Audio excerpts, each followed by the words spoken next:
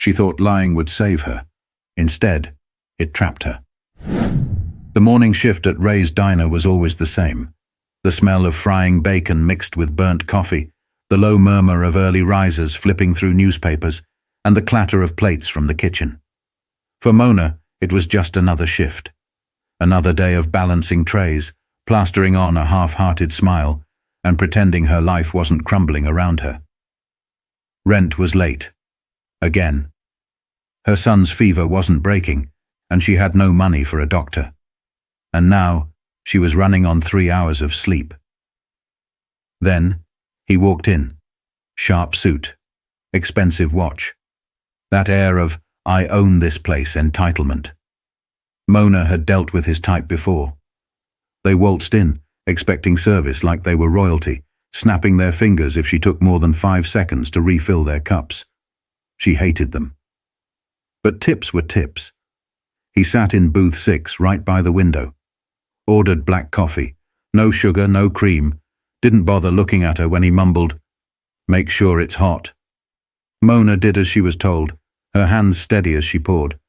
The last thing she needed was to mess up. Then, right as she was about to walk away, his voice cut through the low hum of the diner. "Try not to spill it this time." Something in Mona snapped. Her fingers tightened around the handle of the coffee pot.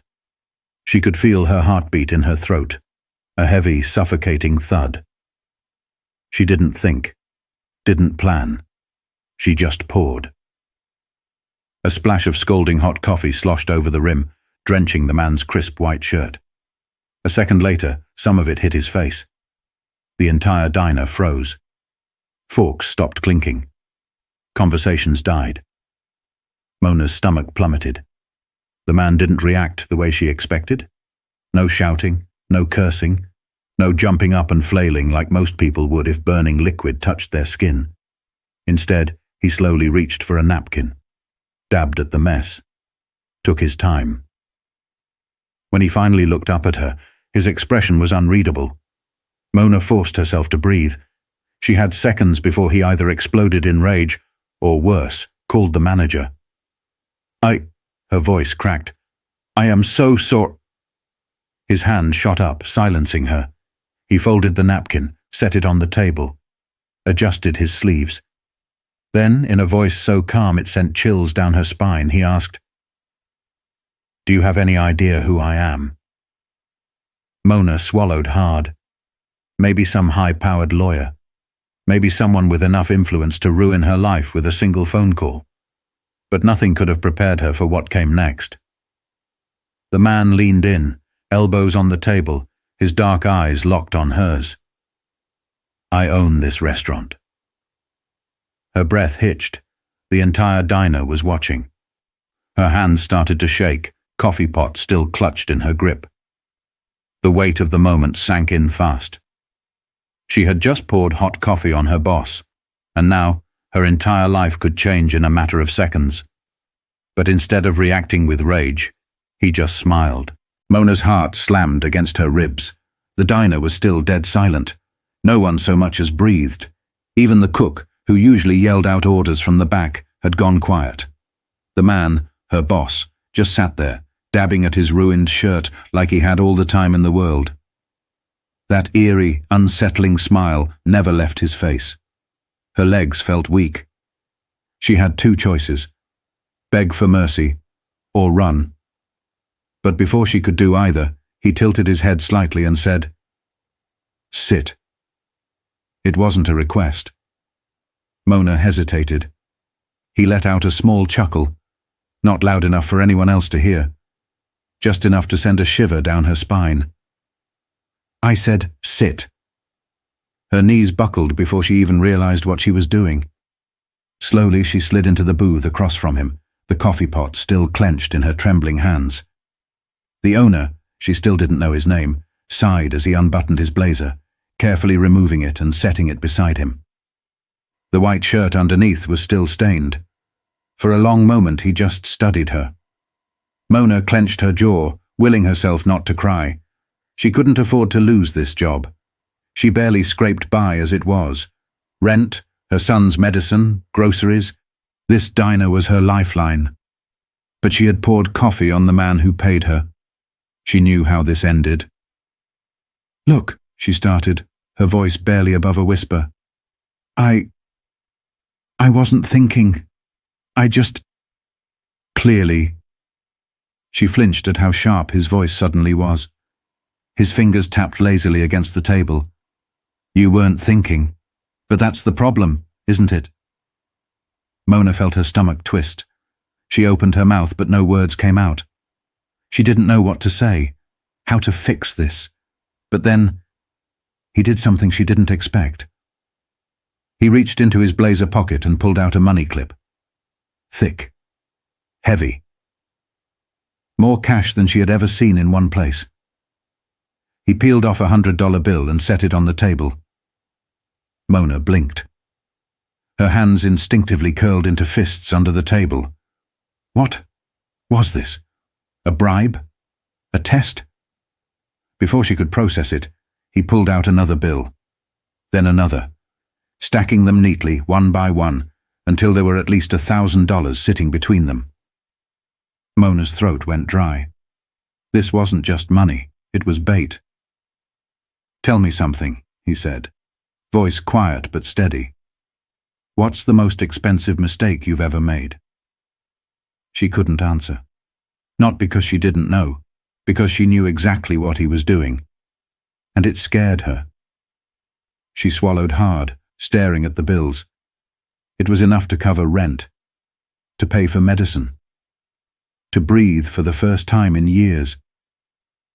But why? Her gut screamed at her to walk away. But then he leaned in. And what he said next made her blood turn cold. "I'll give you one chance to make this right." Mona's fingers twitched under the table. The stack of bills sat between them, untouched. Each crisp $100 seemed to mock her, daring her to reach out and take it. But something about the way her boss looked at her, like a cat playing with its food, made her stomach twist. She had no idea what game he was playing. "What's the catch?" she asked, her voice hoarse. His smirk widened. "There's always a catch, isn't there?" He leaned back, stretching his arms across the booth like he had all the time in the world. "The way I see it, you've got two choices.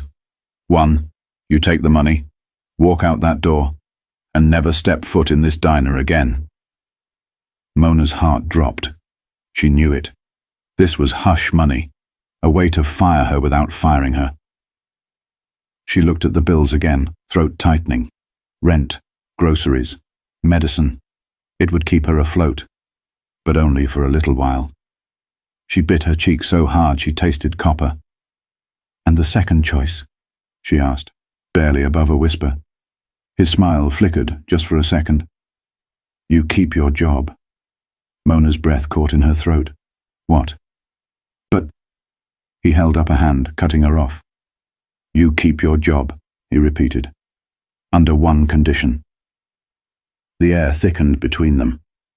He let the silence drag, like he was enjoying watching her squirm. Then finally, he leaned forward and said, "You owe me." Mona's pulse hammered. "Owe him what?" She swallowed. I don't understand." Her boss studied her, his dark eyes unreadable. Then he exhaled, shaking his head slightly like he was disappointed. "I gave you an easy way out," he said, nodding toward the money. "You don't want it? Fine.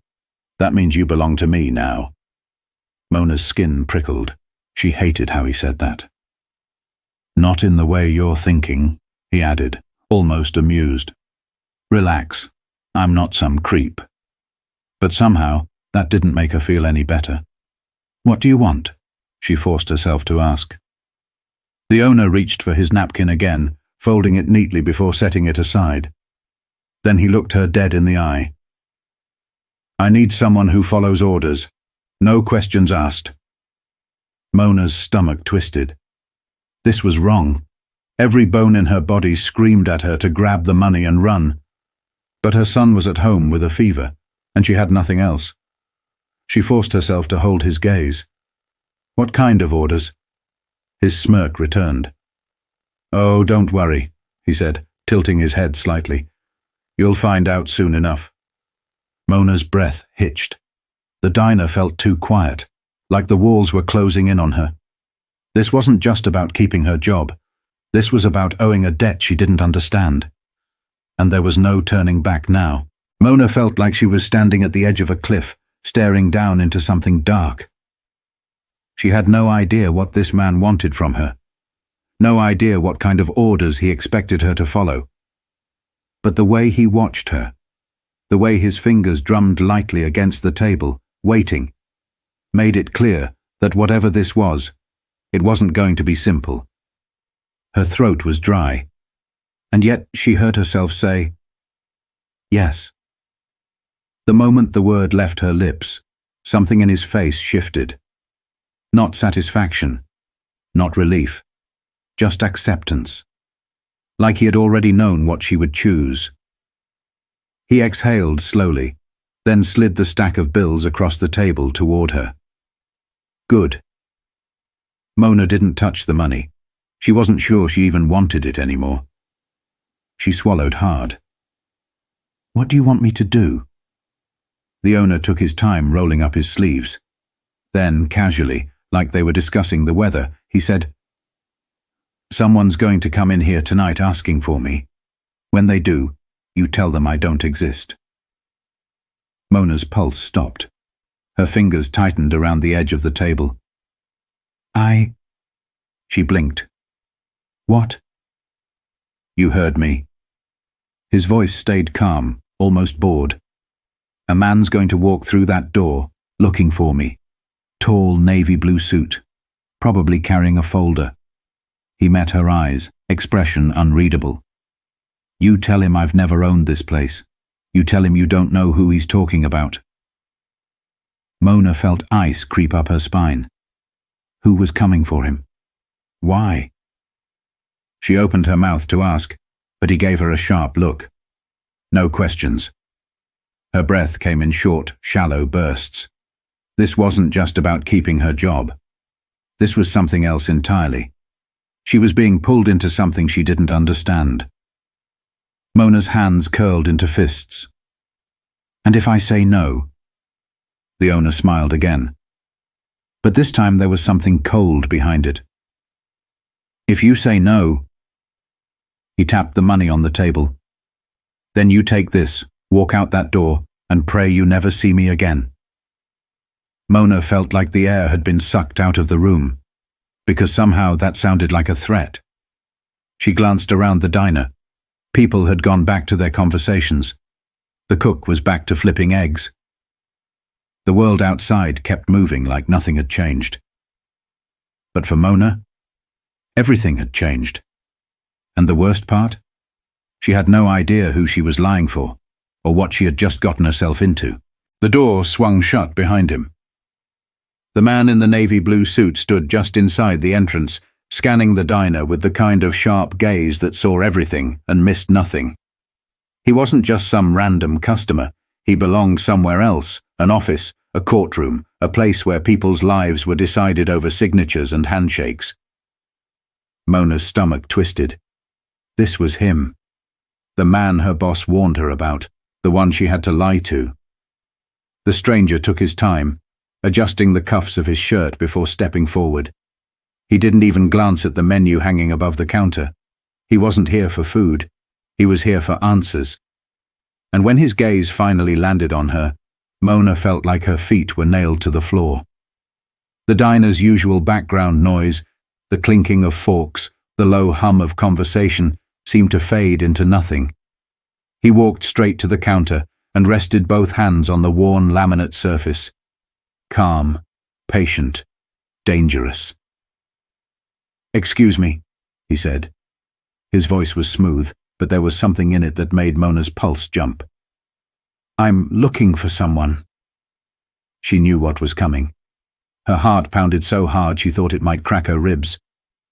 "Owner of this place," the man continued. "I was told he runs things from here." Mona's throat tightened. This was it. Her boss's words echoed in her head. "You tell him I don't exist." Her fingers curled against her apron. This was her way out. If she did what she was told, she kept her job, kept her paycheck, kept everything she needed to survive. But if she told the truth, she had no idea what would happen. She could feel the weight of her boss's presence from across the diner. He hadn't moved, hadn't said a word, but she felt him watching her, waiting. Her palms were sweaty. She opened her mouth and hesitated, because something about this felt wrong. The man in the navy suit wasn't here to make trouble. He wasn't threatening her. But her boss. He had given her no reason to trust him. Mona looked into the stranger's eyes, and in that moment she made a choice. Her voice was steady when she spoke. "I don't know who you're talking about." The man studied her, didn't blink, didn't move. She held her breath. Then slowly, he exhaled and straightened. "Is that so?" Mona nodded, her fingers gripping the counter so tightly her knuckles turned white. For a moment, he just watched her. Then he reached into his jacket pocket and pulled out a business card, sliding it across the counter. "If you remember anything," he said, "call me." Then he turned and walked out. The door shut behind him. The diner came back to life. Conversations resumed. The cook shouted an order. Someone laughed. But Mona felt sick. She turned her head just slightly toward booth 6. Her boss was still there. He was smiling, a slow, knowing smile. And when he finally spoke, his voice was quiet, but it sent ice through her veins. "Good girl." Mona's stomach dropped. She had made her choice. And now, she had to live with it. Some choices don't come with right or wrong answers, just consequences. And sometimes, survival means owing a debt you might never escape. What would you have done? Let me know in the comments. I'm done.